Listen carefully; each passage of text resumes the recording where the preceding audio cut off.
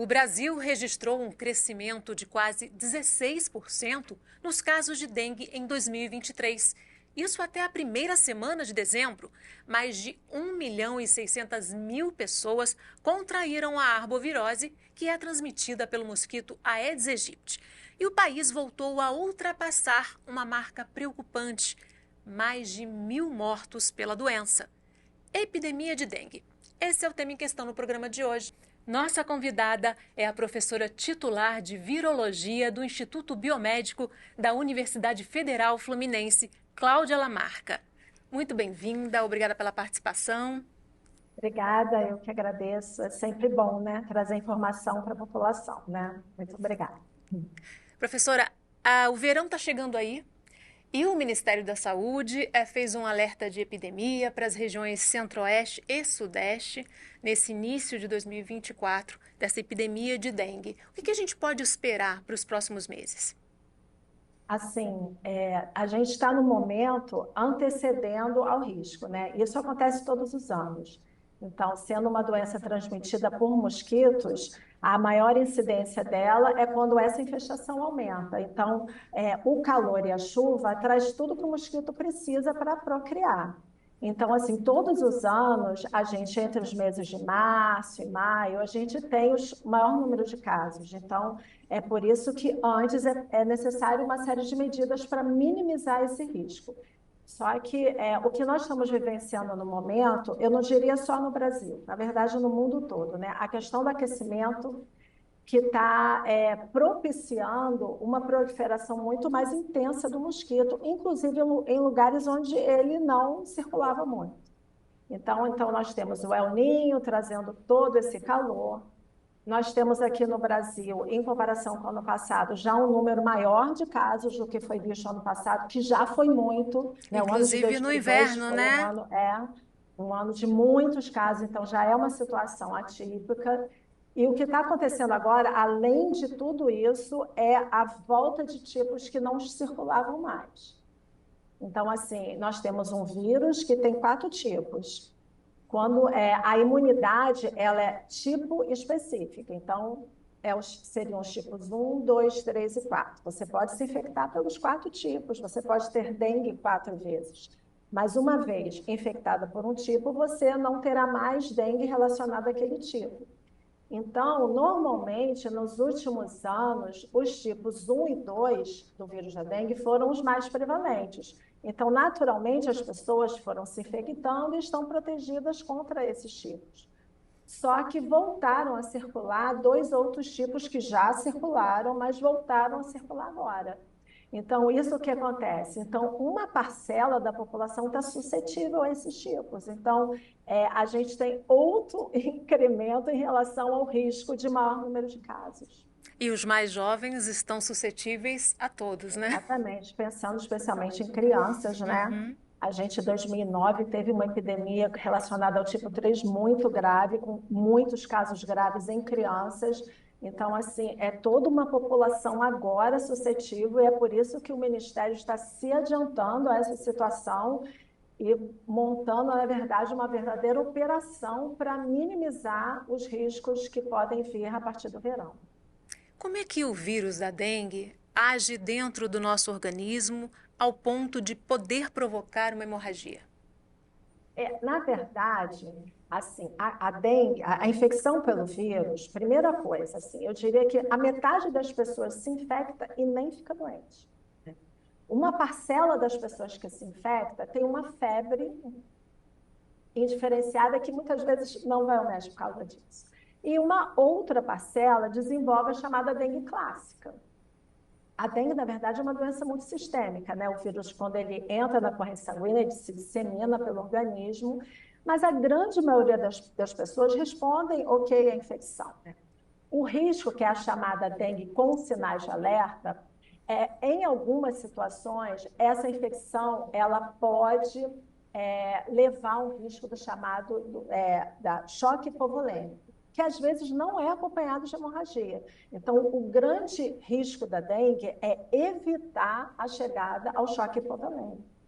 Então, é por isso que a atenção primária ela tem que estar muito antenada, porque a dengue ela faz parte de um pacote de doenças chamadas doenças febris agudas, que são muito semelhantes clinicamente. Então, as arboviroses em geral, e junto disso aí você bota leptospirose, hepatites virais, são todas doenças que inicialmente têm sintomatologias muito semelhantes. E é importante pensar que naquela linha de frente de atendimento, é muito importante diferenciar e determinar esse diagnóstico, porque algumas delas são tratáveis. Por exemplo, leptospirose tem que tomar antibiótico, né?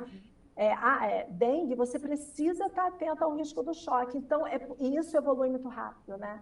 A evolução de um quadro simples para um quadro grave pode ser muito rápido. Então, por isso, toda atenção é importante, né, nesse cuidado do paciente. E o governo, o Ministério, ele está investindo na formação dessa linha de frente, né? Mais de 10 mil profissionais foram treinados para atuar justamente nessa linha de frente. Quais são os sinais de alerta, então, de que o quadro está indo por um caminho que não é bom? Então, o paciente, além de todos aqueles sinais e sintomas muito clássicos, né? Aquela dor retroorbital, é uma doença normalmente febril, dengue porque você fica realmente dengoso, porque é muita dor pelo corpo, muita dor pelo corpo. Mas o que o médico pede para a pessoa ficar, quando ele libera a pessoa, a partir dos resultados do exame de sangue, né, para ver o hematócrito, a contagem de plaquetas, quando ele libera, ele sempre avisa que é importante ficar atento aos sinais de alerta, assim, dor abdominal, vômitos intensos. Então, esse paciente precisa retornar ao posto de atendimento, porque o tratamento da dengue é o tratamento mais simples que existe, que é hidratação. Porque o risco com a reação que acontece na infecção, aumenta a reação inflamatória, dispara o aumento da permeabilidade vascular. Então, sai muito plasma, né? Então, o sangue concentra e é daí que você tem que intervir. Então, o paciente precisa ficar ou ingerindo líquido tipo 4 litros por dia, ou então ele é mantido sob hidratação venosa, né? Dependendo da idade, né? Crianças e adultos. Então, o tratamento é esse, é manter a situação sob controle a partir de uma reação gerada pela infecção. Vamos falar de Rio de Janeiro, então, né? A capital teve recorde esse ano, né? Mais de 20 mil casos, foi um aumento de 430%. E o estado do Rio divulgou o balanço também com 43 mil casos de dengue, 2.500 internações e 25 mortes. Acho que tem muita circulação, né, de pessoas, é um estado que recebe, né, gente de vários locais. Então, assim, pensar que todas as epidemias de dengue começaram no Rio, né? Todos os vírus, os primeiros casos de dengue 1, 2, 3, 4 começaram aqui. Então, existe uma atenção muito grande em relação a isso. Nós temos uma cidade, né, assim, densamente, desordenadamente povoada, né, com vários locais de reprodução do mosquito. Então, assim, são várias situações que propiciam esse vetor ser tão abundantemente distribuído, né?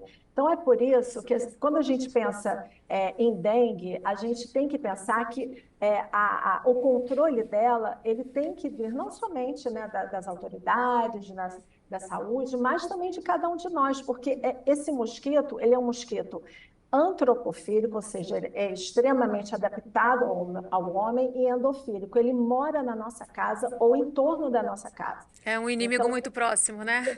Muito próximo. Então, o controle dele depende da gente cuidar. Existe até uma campanha do governo que fala a cada 7 dias, dá uma olhada na sua residência, né? Não pode ter água parada, mas nem um pouquinho de água parada. Então, assim, é importante que cada um cuide da sua habitação, que certamente isso, no conjunto, é o que funciona, porque 75% dos reservatórios do mosquito estão nas nossas casas ou em torno delas. Então, assim, isso depende de cada um de nós, né? Uhum. E no Rio de Janeiro foi identificado o sorotipo 4, né? Agora, juntamente com essa elevação de casos, a identificação do tipo 4. Como isso complica a situação? Então, é aquela questão, né? Na verdade, o tipo 4 ele já circulou, é assim, né? Meio que eles vão se alternando na circulação, né? O tipo 4 já circulou, e por um tempo ele andou sumido, e ele voltou a circular junto com o tipo 3, né, que foi detectado em São Paulo. A questão é o seguinte, é de conhecimento, né? Todas as pessoas em algum momento já ouviram falar que o risco da dengue mais grave é quando você tem dengue pela segunda vez. E isso está certo. Mas lembrando, ter dengue pela segunda vez por um tipo diferente, né? Então, são 4 tipos do vírus, e agora a gente está no Brasil numa situação em que os 4 Os tipos estão 4 estão circulando, circulando. mas nem todas as pessoas já se infectou por todos esses tipos. Então, você pode ser suscetível a um ou outro tipo. E o que acontece? Quando você tem dengue alguma vez, você tem anticorpos, o seu sistema imune gera uma imunidade de anticorpos contra aquele tipo. E esses anticorpos vão ficar com você para o resto da vida.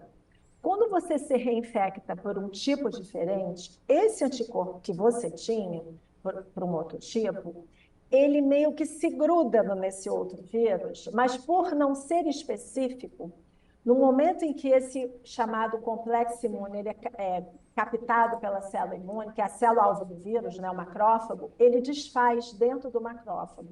Então, na verdade, esse anticorpo que você tinha, ele ajuda o vírus a entrar dentro da célula-alvo dele. E essa situação, ela dispara uma replicação viral muito acentuada, que em última instância leva uma forte reação inflamatória. E é essa situação que faz aumentar a permeabilidade vascular e levar ao risco de choque hipovolêmico. Então, isso é verdade. De fato, você já ter tido dengue por um outro tipo te torna vulnerável. É por esse motivo que é tão complicado desenvolver vacina de dengue. Mas exatamente porque a vacina de dengue ela precisa proporcionar imunidade equivalente para todos os tipos. Porque senão, ao invés de proteger, ela vai te deixar mais vulnerável a ter risco caso grave, entendeu? Para o tipo para o qual ela não protegeu, caso você se infecte por ele. Então, E aí, é uma finalmente, situação esse ano complexa. temos a Quedenga aí, né, da Taqueda, Exatamente. que está em Ótimo. análise para ser incorporada, né, ao SUS, né, ao calendário de vacinação, ainda em análise. A importância da gente poder contar agora com essa vacina. Maravilhosa, né? Então, assim, é a vacina que está em um estágio maior de, né, digamos assim, de eficácia, né? Das vacinas, várias vacinas foram desenvolvidas, mas essa vacina é que hoje oferece a maior proteção para todos os tipos, porque é isso que é importante falar, né? Então, ela oferece uma proteção em torno de 80%, 90% para todos os tipos, de maneira que ela é uma vacina mais segura em relação ao risco de casos, né, não desejados. E, de fato, existe ela já está disponível em laboratório particular, né? Mas existe agora um estudo de governo acelerado para ainda esse ano definir a entrada dela no nosso SUS, né? No nosso PNI, o que vai ser um saldo muito positivo, sem dúvida. Já que é tão difícil também controlar o vetor, né, o mosquito, né? Então, aí eu penso, né? Pensar que esse mosquito um dia foi erradicado pelo Oswaldo Cruz, né? Pensar que no passado a gente conseguiu derrotar, eliminar o mosquito e a falta de continuidade nesse processo de controle levou à reintrodução dele. Então, de fato, hoje, até segundo o Dr. Ricardo Lourenço, que lá da Fiocruz, né, entomologista brilhante, ele fala que hoje nós temos um mosquito velhaco, né? Mosquito que ele é resistente à maioria dos inseticidas. Então, é por isso que a gente não pode pensar em controlar o mosquito apenas o fumacê, né? Matando a forma adulta. Não. Você, para controlar o mosquito, você precisa eliminar todas as etapas do desenvolvimento dele, das larvas. É por isso que os funcionários do governo, quando vão nas casas das pessoas, precisa deixá-los entrar para eliminar qualquer possibilidade de existência de ovos e larvas, porque senão a gente não consegue de fato controlar. Então, isso tudo precisa caminhar junto, né? E são estratégias complementares, né? Independente da Exatamente. vacina, tem que combater o mosquito, até porque ele também transmite outras arboviroses, né? Zika, chikungunya. Sim, na verdade, o controle é fundamental. A gente pensa, um mosquito transmitindo 4 doenças, a gente tem, na verdade, vacina para febre amarela e agora possivelmente uma vacina para dengue, mas não tem para chikungunya e para zika. Então, o controle, ele é fundamental, né? O controle em relação à infestação desse mosquito, ele sempre vai ser um braço aliado e muito forte. Então, nesse sentido, que existe um projeto super interessante, capitaneado pela Fiocruz, que é o uso do chamado volbito, né? Que é um mosquito que ele foi artificialmente infectado por uma bactéria chamada de Wolbachia, e essa bactéria, que ela não causa nenhum tipo de malefício, mas lá no mosquito ela impede que esses vírus se repliquem, né? Então, assim, é uma estratégia que vem sendo utilizada, já vem assim, já mais de 10 estados, cidades no Brasil já tem soltura da Wolbachia, né? A Fiocruz está construindo uma biofábrica para a produção em larga escala desse mosquito. Então, assim, a gente precisa de ter várias frentes no controle de uma doença que é absolutamente prevalente no nosso país, né? Então, a arbovirose, ela faz parte daquele bloco, né, de doenças tropicais negligenciadas, antes restritas aos trópicos, mas que estão chegando à Europa. Então, assim, o aquecimento ele está trazendo problemas e levando, na verdade, situações antes não esperadas em lugares mais frios, né? Como no sul do nosso país, né? Então, assim, não existe mais fronteira para o mosquito. É de norte a sul, realmente, Do né? norte ao sul. País todo. Vamos voltar a falar um pouquinho da vacina. Ela tem uma ampla capacidade de imunização, desde crianças até pessoas mais velhas, né? Vamos falar um pouquinho sobre esse público-alvo? Sim, na verdade, o público-alvo dessa vacina, ele vai desde as crianças até as pessoas mais velhas, mas sendo uma vacina atenuada, a vacina atenuada, ela não é de fato recomendada para pessoas acima de 60 anos, né? Como qualquer vacina atenuada.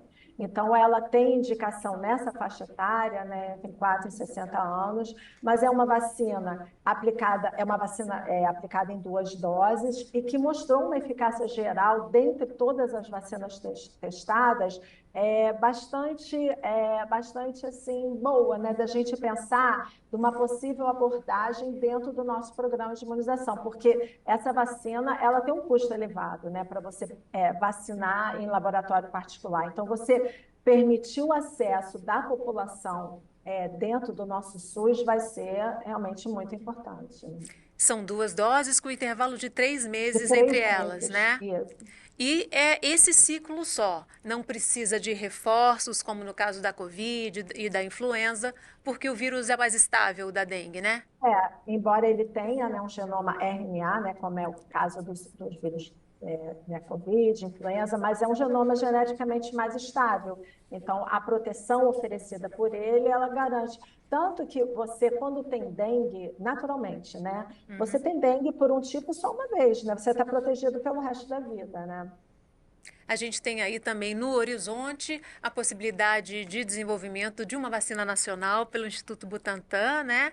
Está previsto aí ou para final do ano que vem ou para 2025, uma vacina em dose única também, que seria uma grande conquista, né? Que também reduzindo os custos, sendo tecnologia nacional, né? Sim, maravilhoso. Na verdade, essa vacina ela foi inicialmente desenvolvida nos Estados Unidos, mas dentro de um acordo, né, de cooperação com o Butantan, ela vem sendo testada no Brasil, num ensaio que envolve assim, mais de 15 mil participantes, que é uma fase necessária para a liberação de qualquer vacina, né? Essa testagem, em um número grande de pessoas para você avaliar o risco, para avaliar efeitos adversos.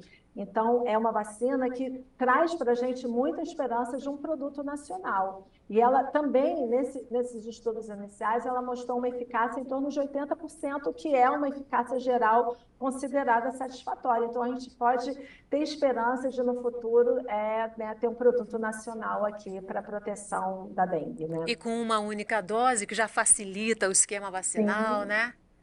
com E é certeza. importante, né, para quem puder vacinar agora e depois quando o SUS entrar, que as pessoas sejam vacinadas, porque sem a pessoa doente, mesmo tendo mosquito, não há transmissão, né? Ele precisa da pessoa doente para poder transmitir, né? Exatamente. Só que o mosquito ele tem umas questões que complicam essa situação, porque existe a transmissão transovariana, ou seja, uma vez quem pica é a fêmea, né? É a fêmea do mosquito que pica o sangue, porque ela precisa do sangue para a maturação dos ovos. Então, quando ela se infecta, quando ela pica e uma pessoa ela está infectada, essa infecção ela é transmitida aos ovos. Então, ela transmite. Então, Para os esses ovos, futuros quando mosquitinhos. eclodem, os mosquitinhos já nascem infectados. Então, é por isso Que que é tão você não tem a complicado. necessidade exatamente de ter uma pessoa infectada quando você tem uma situação endêmica como a que nós temos. E é por isso que o controle do mosquito é tão importante também, conjuntamente, né? A pessoa que teve o sorotipo 1, ela fica imune para sempre a esse sorotipo ou é uma imunidade temporária? Ela fica protegida para sempre. A imunidade é sorotipo específica, mas ela não está protegida aos demais tipos do vírus, né? Uhum. A gente tem uma pesquisa da Sociedade Brasileira de Infectologia que apontou que 3 em cada 10 brasileiros já tiveram dengue, é muita coisa. 69% foram diagnosticados uma única vez e 23% duas vezes. Isso mostra o quão é complicado o quadro, né? Com tanta gente que já teve o vírus uma vez, a possibilidade de agravamento se torna maior, né? Sim. E foi assim que isso foi sendo descrito, né? Os sorotipos da dengue, eles entraram no nosso país na década de 80. Então, assim, na minha infância não tinha dengue, né? Então, a dengue é Uhum, uma doença relativamente recente, né? Ela veio quando o uhum. mosquito voltou para o nosso território. Ele foi eliminado na década de 70, quando ele foi, quer dizer, ele foi eliminado na década de 50, na década de 70 ele foi reintroduzido e desde então vieram todas essas doenças em sequência, né? E no caso da dengue, né, esses sorotipos foram entrando, e aí foi nessa situação que eles foram vendo que quando entrou o sorotipo 2, que começaram a acontecer casos graves, né? Entrou o sorotipo 1, as pessoas ficaram protegidas contra ele, e quando se infectaram pelo tipo 2, algumas fizeram casos graves, então mostrando esse risco da reinfecção. Então, essa sim, eu diria até que mais pessoas, é porque uma coisa, são duas noções diferentes, né? Você ter dengue e você ter sido infectado. Então, na verdade, você se infectar pelo vírus, em metade das vezes, metade das pessoas não vão sentir nada. Você ficar doente é uma consequência dessa infecção que não é uma regra. Então, eu diria que história passada de dengue, a grande maioria dos brasileiros já teve de algum desses tipos, com certeza. Por isso, o cuidado redobrado. E o que se pode fazer em termos de prevenção além da vacina? É o que cada um tem que fazer, é a missão de cada um de nós, né? A gente precisa tomar conta dos nossos entornos. Esse mosquito, mesmo que você more no 7º andar, como eu moro, ele sobe no elevador com você. Então, na verdade, ele vive na nossa casa. O perímetro de voo do mosquito é de 1,5 m. Então, ele fica tipo assim, aonde o homem está, o mosquito está. Então, e a reprodução dele requer água limpa parada, que é qualquer pocinha d'água. Então, assim, pensar que a gente, especialmente quem mora em casa, né, com muita frequência você pode ter essa situação na sua residência. Então, é ficar alerta, ficar de olho, né? Olha, a cada 7 dias, dá uma olhada e vê se não tem algum local que possa estar servindo de local de reprodução para o mosquito, né? E se for para alguma região um pouco mais complicada, ou de mata, ou que tenha possivelmente criadouro, usar repelente. Repelente é sempre bom, né? Eu diria até o repelente, até quando fosse, né, se tem alguém na residência infectada, é importante usar o repelente, porque se o mosquito pica aquela pessoa, ele transmite para as pessoas na residência. Então, o repelente é sempre uma atitude adequada, e quando você também, né, vai em locais de mata, lembrando que, logicamente, o mosquito da mata é diferente do mosquito da cidade, né? São vetores diferentes, mas é muito importante essa proteção pessoal, né, em relação ao uso do repelente. Seria mais um cuidado, então. Com certeza, E existe com algum certeza. público mais vulnerável, até mesmo para uma primeira infecção, vulnerável a agravamento? É assim, na verdade, isso é muito individualmente determinado. Tem amostras de vírus que são mais virulentas, já têm essa capacidade mais elevada. Mas certamente algumas situações precisam ser vistas com cautelas. Por exemplo, pessoas que tomam anticoagulante. Muitas pessoas tomam anticoagulante, né? Fazem tratamentos com anticoagulante. E é um risco importante a infecção por esses vírus. Então, assim, em situações de doenças crônicas, sempre é importante esse olhar em relação a uma doença que pode ser mais debilitante, né? Ok, infelizmente o nosso tempo terminou. Agradeço muitíssimo a sua participação. Eu que agradeço o convite, é sempre um prazer, né, falar de saúde para a população, é assim que a gente consegue vencer muitas batalhas, né? Mais uma vez, obrigada. E a gente tem um encontro marcado no próximo Em Questão. Espero você. Até lá.